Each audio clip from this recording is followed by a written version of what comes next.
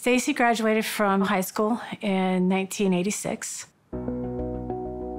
She was rather quiet, beautiful girl, very talented in crafts and ceramic work. And then by the spring of '88, she was the manager of a craft store in Belle Fountain. My brother, Jim, opened a tanning salon on the second floor, and that's where he met Stacey. He and Stacey hit it off and were soon inseparable. She was 19 at the time, and he was 34. This would have been when Stacey and Dad first got together. She has sort of this whirlwind romance with Jim Arthur. She had been previously married, had a child from her previous marriage. Jim, he had been married before as well. She meets Jim and is very smitten with him. I think they both were really happy together and that they found each other. On June 4th, 1988, they got married, and that started it all. Wait till everybody gets in here. Get your head back. She was the only mom I ever knew for a long time. My mom and dad separated when I was young, and Stacey adopted me in 1989. Like, when she came into my life, I was still very little. Like, it was no feat for me to call her mom because she was there. I don't remember ever not calling her mom.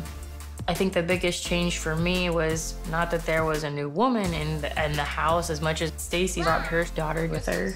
And that was a change because I had always just had an older brother. Okay. Her hair is always pretty, and she had high heels, like the really high heels. And, you know, as a little girl, those are so much fun to go in the closet and try on and attempt to walk in them and fail terribly. She was very photogenic. She took some great pictures. And then when they got married, she decided she'd like to go into modeling. So Jim became her manager and her support staff. She started out in a pageant. She did win 32 different pageants. She had all kinds of trophies and things to show what she had accomplished. He had put her up for more and more pageants, and as she kept winning, she gained more confidence over time, and she won Mrs. Ohio in June 1990. She was the youngest competitor, and she swept the competition.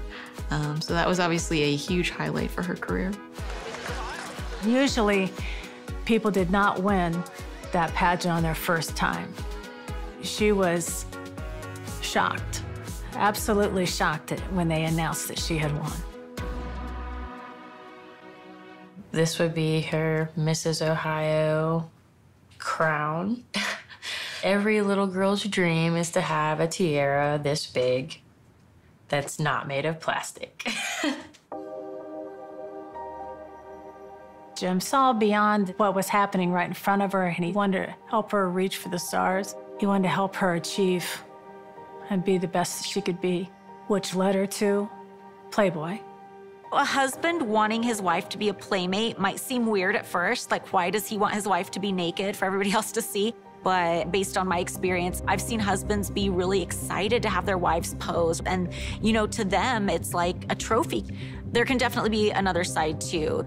It would take a really secure partner to be able to deal with that and be confident and supportive. So after she won Mrs. Ohio, she continued to model. That led her to a gig in Chicago. And while they were out there, they stopped in at the Playboy headquarters. Jim said, "Let's do it while we're here." And she said, "Sure, let's go." I think to outsiders looking in, Playboy looked like a really glamorous, upscale world. Playboy was such a huge magazine in the 90s, and it was very, very mainstream. I mean, you would see Playboy have a presence in like family movies. It was something that was, yeah, it's a little bit racy, but it was so mainstream at the same time. For Playboy to have a pageant queen as a centerfold was a really big deal.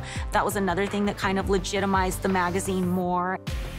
Is like, oh, this Miss America type person could be a centerfold too. Jim made arrangements to get a photo shoot and some videotaping done.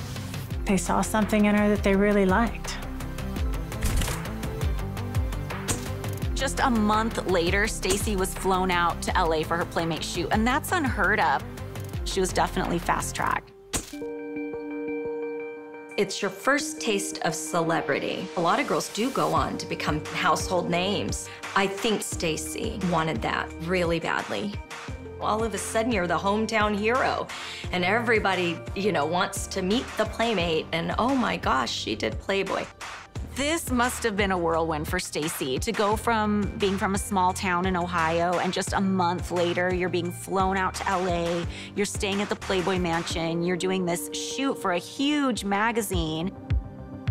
They used to put the Playmates in the bungalows if we were doing photo shoots, sometimes making appearances there in LA, and have just let the Playmates stay there.